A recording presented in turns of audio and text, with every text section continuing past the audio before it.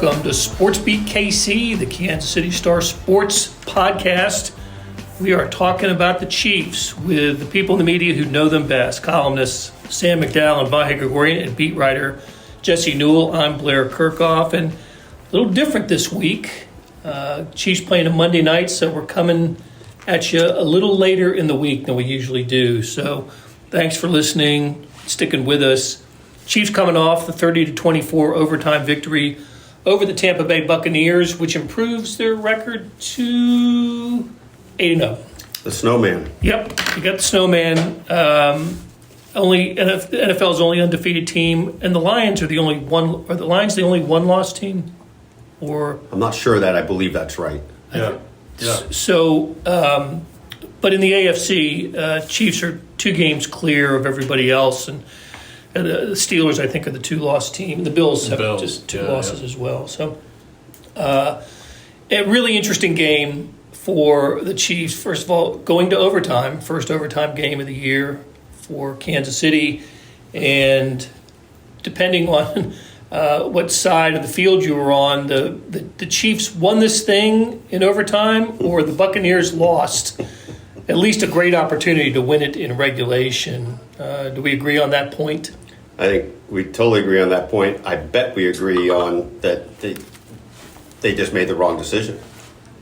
Not to go for 2 after scoring them. Yeah, I think even the old school guys among the 4 of us were like, this is kind of a no-brainer. You got to do that. And Jesse and Sam, I think, have more modern analytics at their disposal, where they had the logic of it. But it just, everything about the feel of the game said, you go for it now. This is it. This is your chance. You're a 4-4 team, I believe they were. In the moment, yeah. You know, against the 2-time Super Bowl champs here, you're not going to have a better chance than can you make that distance or not. Yeah, when you're the underdog, the analytics showed it as a coin toss, which it comes down to a coin toss in overtime. But when you're the underdog, you want to shorten the sample size as much as possible in your favor, and one play over a full overtime should be preferable to the underdog. They are on the road. They are the underdog for a reason. But then, the other factor, and I don't want to spend too much time on what doesn't go in the analytics because a lot goes into it, but the element that doesn't is it's not just a one-off play in that situation. The Chiefs' defense was gassed, and you're leaning on them at that point. You're winning up front on every snap at that point. The Chiefs were not creating pressure on that last drive, and so to me, those are the 2 elements that would have factored most into me to go for it. Yep. The other thing that I think sort of illuminated the problem with that decision was Baker Mayfield's quite visceral response to the coin toss going the other way. Terrific, yeah. Because you don't want to give it to him in overtime. It was a heck of a drive by the Chiefs to get the touchdown that ended the game. And these are regular season rules, not postseason rules, where each team is guaranteed an opportunity to have a possession. Plus, most importantly in this room is that it did achieve Jesse's prediction of the Chiefs hitting the 30-point mark for the first time since whatever it was, last November 23rd or something like that. Yeah, 11 months. It just took overtime to do it. Just to throw into there, too, another decision point on that particular play, that the time had gotten down to under 30 seconds, which is really important on this, too, guys, because if you do that and you score the touchdown like a minute 30 left and you go for 2, you're incentivizing the Chiefs to go down and be very aggressive to kick a field goal. So if that thing is at 50 seconds, 55 seconds, you're probably saying, okay, just kick the extra point and make the Chiefs go conservative. But because it was under 30, it's probably time to go for it and try to win the game. Chiefs had all 3 timeouts remaining, and they actually, did try to move the ball when they got possession after the kickoff. And we're fortunate that Patrick Mahomes threw a couple of incompletions, and at least one of them could have been picked off. So Chiefs got it to overtime. They won the game on the Kareem Hunt 2-yard run on 3rd down, which continued their kind of a terrific streak they've got going of 3rd down success. Worked for them throughout the game. And his work for him throughout the last few weeks. They're leading the NFL right now in 3rd down conversions. But to me, the story of the game was DeAndre Hopkins. His first game at Arrowhead Stadium, second game in a Chiefs uniform. he was terrific. And for those, I'm in this camp. I didn't know exactly what he was going to be about here. I didn't know how long it was going to take him to get acclimated to the Chiefs, to the offense. To all we hear about is how difficult it is to become acclimated to a Chiefs offense, an Andy Reid offense. But one game, first game, 2 receptions, 29 yards. Next game, how many catches did he end up with? Was it 5 or 6? 7, right? 7 for 80. Is that what it was? Anyway, and an incredible reception on the 35-yard completion where he essentially, by the time he caught the ball, had 3 Bucs defenders around him. I thought DeAndre Hopkins was the all-pro player that he has been in the past. And the Chiefs, I've seen a couple of thoughts on social media, and I've heard this, that they may have gotten the best acquisition before the trade deadline. Do we think that's the case? Well, certainly, it seems like they got the best acquisition for what they needed. And I'd go one step farther here. I mean, obviously, you don't want the injuries that led to them making this a trade of necessity, but are they not better off, especially in the long run, but being forced to acquire him has added a dimension that Jesse and Sam have both written about this, but it's not something they've really had. It's certainly something they don't have now in other forms. So it's like some connective tissue in what they're trying to do offensively. So I don't know what other trade to compare it to, but as far as the impact and the immediacy of the need, pretty great. Yeah, Sam, you wrote about this. Why don't you take us into that and what you saw, especially from the touchdown, that second touchdown DeAndre had? Yeah, I think there's a couple things that really struck, most of us about the DeAndre Hopkins acquisition, which is he's not like any receiver they've ever had, but it was also going to force them to have to change themselves if they were actually going to get the full value out of DeAndre Hopkins. He's a contested catch wide receiver. Patrick Mahomes throws the fewest contested windows in the entire NFL, which is why the 35-yard completion stands out. I mean, it's his most improbable completion since his first year as a starter. Based on next-gen stats. Yeah, it was like a 12% chance of being completed. And so, but to me, it's as much about the point of the catch as the fact he even threw it. And just not a pass he typically throws, but he trusts that DeAndre Hopkins is going to make a play, and he does. By the way, it was just the second time this year Chiefs wide receivers made a contested catch. He later made the 3rd contested catch of the Chiefs season. So in 7 weeks, they had 1. On the slant, right? On the short touchdowns. He had 2 in 1 week. And then, the slant play really stands out because Patrick Mahomes looks to his right. He's got trips, including Travis Kelce, and just sees the defense is giving all their attention over there and sees that he's got one-on-one to the left. And when you actually look at the cornerback, Josh Hayes for Tampa, he's defending the inside. Like, he's trying to push DeAndre Hopkins outside. His hips are pointed inside. To take away the slant. And so the fact that Patrick Mahomes just said, I don't know how he's going to win, but he's going to win over there one-on-one. And I don't think he's had that wide receiver either since he started here. And, I mean, he's got, Tyreek Hill was terrific. He could win deep. He was as fast as anybody that Patrick Mahomes will have ever played with. But I don't know that he's looked at somebody at the goal line from the 5-yard line and said, that guy's going to win a one-on-one. That's where I'm going with the ball. And it's just interesting that it's why I put in the column, it's not just a DeAndre Hopkins story. It's a Patrick Mahomes story, too, because this has required him to change his line of thinking. And that's what I was most intrigued by the trade to begin with was would he change his approach, because this wide receiver would require him to. And at least through, we can call it 2 weeks. It feels more like 1.5 with the amount of snaps he played in the first week, that it's looked like he's at least had that willingness so far. You know what set that up too, Sam, is that who Patrick Mahomes is the Kelce touchdown from the week before against the Raiders. Yeah. And you remember him talking about that in midweek, said, hey, I went back in the film and I watched, and Hopkins was wide open. Like, he won his one-on-one route.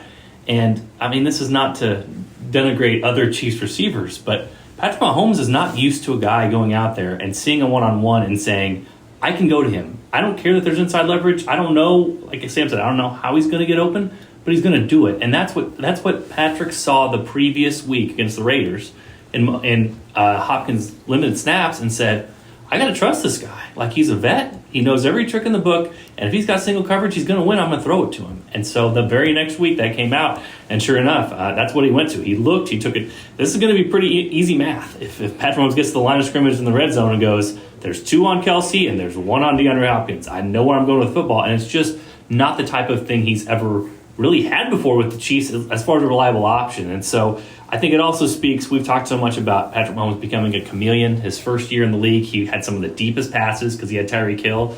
Now he throws some of the shortest passes because they rely on their spacing and their offense. But this is sort of going back to that, which is like he can play all different styles. It just depends on who he has. And so when he gets DeAndre Hopkins, he's bringing the best out of him too, playing up to his skill set. And I think that's a credit to Patrick Mahomes that he can be a chameleon and use these pieces however they need to be used. So in the span of what we've been talking about, think about this. I mean, we're talking about he can expect him to win the one-on-one battle in that situation, and has enough conviction about him winning the three-on-one battle to give it a shot in ways that we wouldn't normally see. One other thing about that catch, by the way, I'd love to hear how you guys saw it, but to me, I remember in real time thinking that Hopkins was not being sort of aggressive enough and that he needed to go up for the ball. Instead, he had, supreme spatial awareness of where that ball was going to fall and just stayed in stride. In the moment, though, did you guys think that ball was not going to get there? It didn't look like it was going to be catchable. He got hit on the throw, so he intended to throw a line drive, he said. He didn't think that ball would float on him just because he does get hit. But I mean Hopkins himself yeah. Yeah, I think he certainly has to be worried about who's on him. I mean, he's being double teamed, and the safety comes in because the ball does float. I mean, you just got to. I mean, the impressive part is he just uses his hands to make the catch. You just got to grab it where you can with your hands. He doesn't worry about. We saw Xavier Worthy earlier in the game, wide open. He catches it in his body like it's a hands catch for DeAndre Hopkins because he knows he just has experience in those situations. So that's what he's going to have to use. And we saw we heard Matt Nagy. His first impression of DeAndre Hopkins was a handshake. He goes, I have pretty big hands, but his hands swallowed my hand. There's a reason this guy is good on these contested catches. It's why the Chiefs deserve credit. I mean, we can go down the list of did they have the best player pickup of a guy off the street out of everybody? Probably. You know what I mean? And Kareem Hunt. Did they have the best, pickup of a player who was cut in the preseason and Juju Smith-Schuster? It's all roses. It's all aces. Right now, the coaching staff and the combination of that and Patrick Mahomes, it's just whatever dude gets brought in here, they are accentuating the absolute best of what they've got. And so, this is what it looks like when things are going well, when you have a system in place, a coaching staff in place that is doing things correctly. And again, it's not something that probably 29, at least, other franchises out there can talk about in the NFL. One of the advantages of recording this on Wednesday is we get to hear Andy Reid and Patrick Mahomes and other players at a press conference. Usually we record on Tuesday, which is a down day for the Chiefs when they play on Sunday. So we did get to hear some interviews today.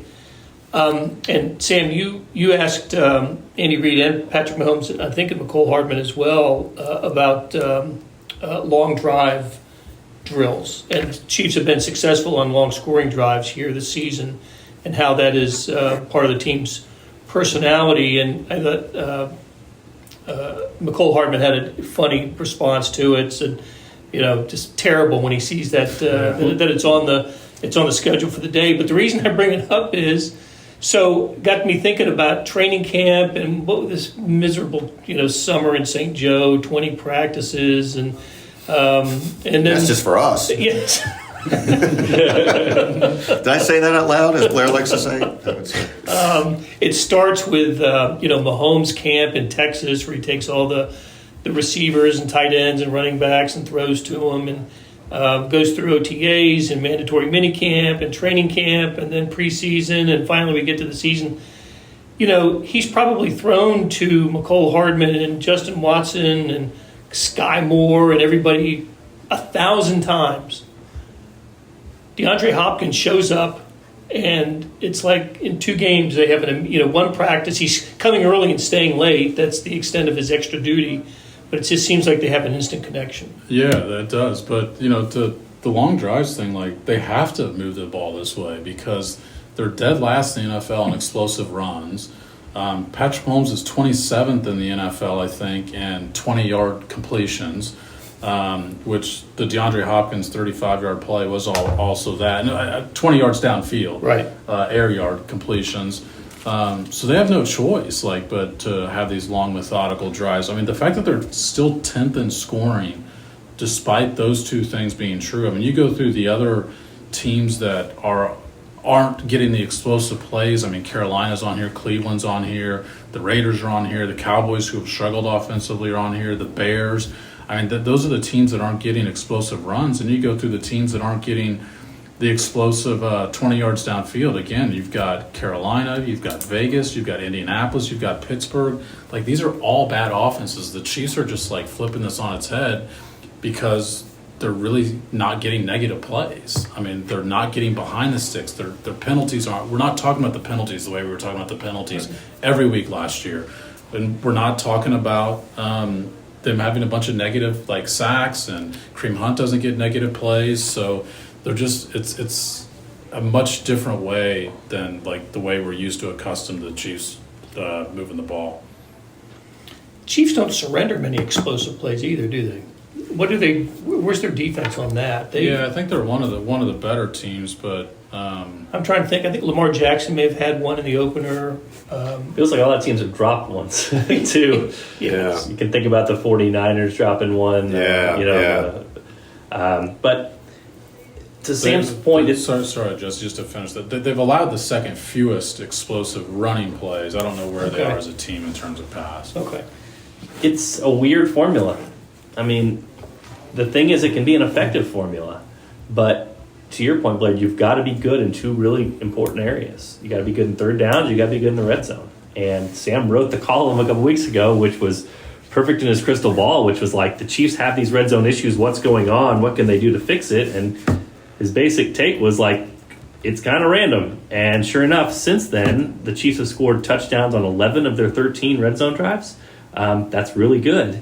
The other flip side of that is the third downs, and Patrick Mahomes has been a magic man on third downs with the scrambles, especially where if nothing's open and the defense shuts something down, he gets 8 yards on 3rd and 7. He's really, really good at that, and it just sort of feeds into what they do so well. So, it can be effective. It takes precision. You know what I mean? It takes really having to focus on the efficiency and not going backwards and not messing up. And we've seen how effective it can be the last couple of weeks, which is also why this is such a weird team and stat, because we mentioned they haven't scored 30 since last November 26th. Well, no team scored 28 on them and since the Super Bowl 2 years ago. The Eagles, so, they play a bunch of low possession. The defense deserves some credit, obviously, but they play a bunch of low possession games. And I think that it helps the defense remain fresh. I think they play complementary football. It's as Sam pointed out, most effective offenses have way more explosion than this, and the Chiefs are doing it a different way. One thing, this team, it's a little bit of an outlier to me. It's not a good turnover team, not a good takeaway giveaway team. Not yet. Mahomes threw a pick in each of his first 7 games, and then he didn't throw one for the first time on Monday night. And he finally went over having more touchdown passes than interceptions as of now. 9-8, I guess it is. But then Travis Kelce loses a fumble. That's what I'm saying. And those cost you. There's been times this year where the Chiefs have had the ball 3 or 4 times in the first half. Yeah. If one of them's a fumble, that's a big deal. You know what I mean? You only get so many chances. And this is sort of the formula of last year, guys, because we did down the stretch talk, hey, how many turnovers? They keep having the turnovers. And what happened in the postseason? The reason the Chiefs elevated their play is they had no turnovers. Patrick Mahomes turned the faucet off on that, and they weren't super explosive. They weren't super efficient, but they avoided all those negative plays. If that happens this year, you're going to even see a more hyper-efficient offense from the Chiefs and potentially even a higher ground they can go to than they've been so far. Makes me think that it's an 8-0 team, the best at least in the AFC. And Mahomes said it today, and I've heard him say it previously. Andy Reid has said it. They can get better. They can be a better team, couldn't they? They can take care of the ball a little bit better. I don't know how capable they are of explosive plays, but we did see. Justin Watson got behind the defense Monday night, and Xavier Worthy has gotten behind the defense. and cashed in the game in LA. So they do have I think there's the ability here to play better than what they're playing. This is flashbacks to my old AP poll voting days, but I know where you're going. Best versus most deserving right now. Like it's totally to me like there's power rankings out there where the Chiefs are 4th or 5th, and I know this is a Chiefs podcast, but like I get it. You know what I mean? Like I could see why somebody would say the Lions right now are playing better than the Chiefs. Now, who's the most deserving team? Got the record, has played the best against the schedule. All that. Who would you rather have as the Super Bowl winner right now? You'd pick the Chiefs. Who would be favored right now? The Chiefs. The Lions, Chiefs, Super Bowl. You think? I think the Lions probably would. I think the Lions would be favored in the Super Bowl, but again, to get there, because the Chiefs are so out ahead of the field on the 1 seed, they're going to potentially get the bye week and play at home again. I mean, the Lions have more obstacles to get to that than the Chiefs do. So, again, I think we can have a nuanced discussion and think for ourselves here, which is sort of like, to your point, Blair, the Chiefs are not playing at a level every single week that makes you say, God, this is absolutely the best team in football. But, like, are they positioned to go win another 3rd Super Bowl? Absolutely. And that's kind of the spot you'd rather be. We saw last year, you can play like crap for a while and have things go bad on Christmas for you and figure things out at the end of the year. They're just so well positioned right now that it still makes them the favorite. This is a funny thought. But go ahead, Sam. Well, just real quick. The Lions are 1.5 better than everyone in Vegas on a neutral field right now, and the Chiefs are 2nd. Yeah, again, that kind of speaks to the power rankings, too. This is maybe a funny premise, but I wonder what the numbers would look like if the Chiefs somehow, they won't, but if they somehow were undefeated going into that Super Bowl and winning this way all the time, right? Oh, they just barely won again. They just barely won again. Versus, let's say the Lions didn't lose again. Would the Lions still have the line on Yes. an undefeated Chiefs? But Absolutely. Yes, Those- but. it's not about what you have accomplished. It's predictive of Right. what you will. So yes. But doesn't that body of work say something it's significant about how you would view the Chiefs in that game? We saw the 49ers and the Eagles favorite. the last 2 Super Bowls. It's exactly it. sure, I mean, yeah. both of those Super Bowls, the Chiefs go in as 1.5, 2, 3-point underdogs. Yeah. The line, as it gets closer to the game, moves just slightly toward the Chiefs because people are making your point exactly, which is like, why would I bet against this team? Why would I bet against Patrick Mahomes at the end of games? And so that's my main point is like, if you're heading down the highway toward the Super Bowl and potentially three-peating, the Chiefs could not be in better shape. But to Blair's point as well, like, if you had a Super Bowl today, would they be the best team or, as Sam pointed out, the favored team in that? Probably not right now. And so those two things can be true at the same Which time. would be a great thing for the Chiefs. I mean, I think they're at least 5. They've at least got 5 wins in the Patrick Mahomes era as underdogs. The first Super Bowl against the 49ers, they were underdogs. In fact, they've been underdogs in all 3 Super Bowls. They were underdogs last year also on the road against Buffalo and Baltimore. So I can think of at least 5 games That's 5 offhand. that they've won as underdogs. And I think Patrick Mahomes has only lost 3 times in his career when he's been an underdog. What will they be at Buffalo? Let's assume they beat Denver at home Sunday. Right now, I think it'd be about even.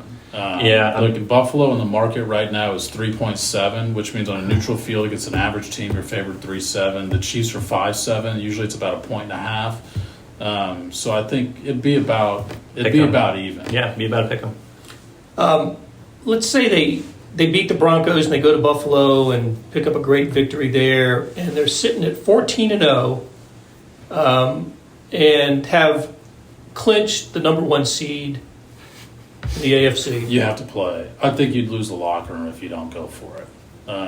I think you have no question. So you don't think Carson Wentz becomes your starter for the last couple of games? I'm not saying it wouldn't happen, but it would be the wrong decision. I think you have to give your guys a chance to make that kind of history because it'll be your only shot to get it, first of all. But, I mean, Vahe, you're studying the sort of the genesis of why they're undefeated. I mean, I kind of think after Buffalo's the first time we have that conversation. That's a great point. I don't know if you guys disagree, though, because they've got tough games remaining. I mean, Pittsburgh's not an easy game. At Houston, and let's keep in mind, they'll play 3 games in 10 days. Against physical football teams. Yeah. Like, they could get beat up in those games. Well, even the Broncos at the end of the year. Yeah, too. the Broncos. The Broncos this They're a week, playoff team right now. They played the Chiefs really tough. Guys, last year, they're coming off a game at home on Monday Night Football where if the other team goes for 2, they probably lose. You know what I mean? So, I mean, we can't say any of these are gimmies because a lot of these teams the Chiefs are going to play, even though their schedule lightens up some, they're going to be better than the Tampa Bay Buccaneers, and that team almost beat the Chiefs at Arrowhead. That's how the NFL works. While we're on this, like I feel like we're in the old The Bears skit where like they're just going to win all the time. But while we're on this topic, if they're 16-0 and have the most meaningless of games at Denver, do you have to play to win, right? Absolutely, 100%. Yeah. Like I said, I think you risk irritating a locker room that has a lot of cohesion right now. Yeah. None of those players are going to mind playing. Yeah. A lot of them are going to mind sitting out. If that's And the bye week would be on the opposite side too. Yeah. Yeah. Look, there's a risk. There's a not... risk of getting hurt, but no team has done that. No team has gone undefeated. Like the history itself, I think. If there were 5 teams that had done it before, I think I'd feel differently. The fact that no team has ever done it, I don't think you can.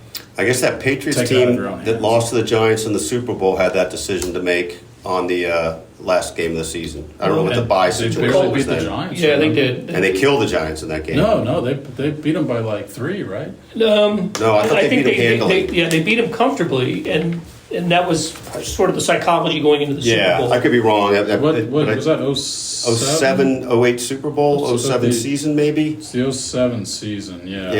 Yeah, it was 07. But I suppose they beat them 38-35. That was a really close game. Oh, yeah, my bad. I thought it was a blowout. I remember the Giants talking about how that game gave them a lot of confidence they could beat the Patriots.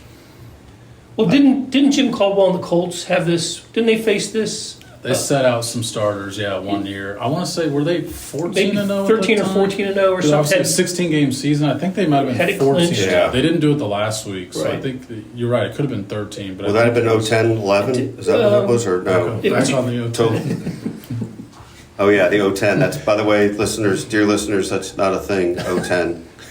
But they ended up getting upset. They were upset in the playoffs, I remember, and there was some talk about how they lost a bit of their chemistry or cohesion. In 2009, the Colts were 14-0. But they lost the next 2 games. They played the Jets, and I'm looking up to see. So Peyton Manning played, but Curtis Painter also played and went 4 out of 11 with an interception, 44 yards. So they might have. I don't know. It could have been a situation where they removed some guys at half because they were up 9-3 at halftime. So I don't know exactly how they handled it. Then they got killed the next week and they lost the Saints to the Super Bowl that year. To Sean Payton's team, and Sean Payton's team's coming to Kansas City. Do you remember this? Back on track. But this takes me to 2015 when there was some question whether the Royals were doing the right thing, sitting so many guys in September for so long, right? And then for one dark moment in Houston, it looked like that had backfired, and then it didn't backfire. There's a lot to be gained by resting your starters. If they're 15-1 and have it locked up, they absolutely should be resting their starters. I mean, Andy Reid is terrific when he's the only team that gets a bye. We saw what happened with Travis Kelce last year in the playoffs after he took a week off. Like, there's a lot to be gained, but the history, I think, if they're undefeated through that Bills game, I think, do we all think that's when this conversation starts? I mean, well, apparently we started it today. If they're undefeated at that point, then I think you can start asking that, right? Yeah. But you're right. The 3 games in 10 days is the thing, and the most rugged of those probably is the last of those 3 at Christmas in Pittsburgh. And I mean, there's a lot. I mean, I think you start thinking about it. We're obviously thinking about it. It's pretty interesting. Sam, I feel like you're almost sentimental about this idea of history. It touches my heart to see this. I love history. I mean, I root for history to happen in sports. I think it's one of the most interesting things. But it also gets at, and I had been looking at this as well. I mean, the Chiefs are the last undefeated team. 8-0 happens a lot more than you would think. 2 years ago, the Eagles team that the Chiefs beat in the Super Bowl started 8-0. 2 years before that, the Steelers were 11-0. The year before that, there were 2 8-0 teams. The year before that, there was an 8-0 team. But the last team to win a Super Bowl, having been the last undefeated team, is the 06 Colts, who started 9-0. Now, it's a bit misleading because I think 8 others have made the Super Bowl. It's not like these teams completely collapsed, but the last undefeated, every team I just mentioned that started 8-0, which there's been, 6 in the last 5 years, including the Chiefs, all of them have at least 3 losses over the course of the regular season. Like, that's how far and how distant this is for the Chiefs to navigate the schedules. These teams lose 3 games over the back half of the season. All of them have. One thing, you might have this at your fingertips, or you might know it off the top of your heads, or maybe you guys do. I thought this was the case, that this is the best start or one of the best starts off of a Super Bowl victory season. That may not be correct. There's been a lot of good starts. The 49ers won back-to-back and then started like... But did they 10-0. 10-0? So, okay. That was the late 80s? Yeah. Early 90s version. Just to put some official numbers to this, Aaron Schatz does some great work for, now it's FTN Fantasy, used to be Football Outsiders, but his numbers have the Chiefs going 5.7% of the time, making it undefeated in the regular season, so finishing 17-0. And so, I mean, again, we talk numbers, we talk spreads, we talk the reality of the situation. Like, even if the Bucs are 9-point underdogs against the Chiefs, they're still about 33% to win the game. And so, again, the Chiefs are not lapping the field here when we talk about team quality. Every single game, it's kind of like flipping a coin or a three-sided coin. Even if you're heavily favored, does not mean that, it's God's right to give you the victory. I mean, it seemed like that with the Chiefs because they win every close game, it seems like. But this thing is still pretty far off and still far-reaching, which, again, I think plays to Sam's point as well, which is like if you have gotten to a point where you've got a chance for history like that and have managed to dodge and dive through all of these obstacles, it's worth going for it in the end. Yeah, and what makes it different than last year when Travis Kelce set out Week 18, the game, where were they, in Vegas or LA? LA Chargers, with a chance to extend his record of consecutive seasons with 1,000 yards of receptions was there was not an undefeated, perfect record on the line. But to Sam's point, what might have lost the locker room was if they had sat Chris Jones when he wanted to play. So all these things are strategic decisions, and everybody was very happy, including Chris Jones, that he got that sack that he'd earned against Easton Stick throughout the entire course of the game. Very happy is the understatement of the century. After that game, you had a very happy Travis Kelce, and you had a very happy Chris Jones. The Chiefs played that exactly right. Great point. A very happy locker room and music. I remember the music in the background. Chris Jones had put the speakers up on his locker and was having everybody join in the celebration of the $1 million he had just gotten. So, yes. In the interviews today, we heard a lot about that with the Chiefs from just about everybody, the cohesion of this team. So, I guess that's what happens when you're 8-0 and steamrolling toward what would be a 9th consecutive AFC West first place finish. So. All right, guys, great conversation, as always. Really appreciate Sam McDowell, Vahe Gregorian, Jesse Newell, and our producers, Randy Mason and Monty Davis. Let us know what you thought of the show. Leave a comment, and we'll be back soon with another SportsBeat KC, where we talk sports in and around Kansas City.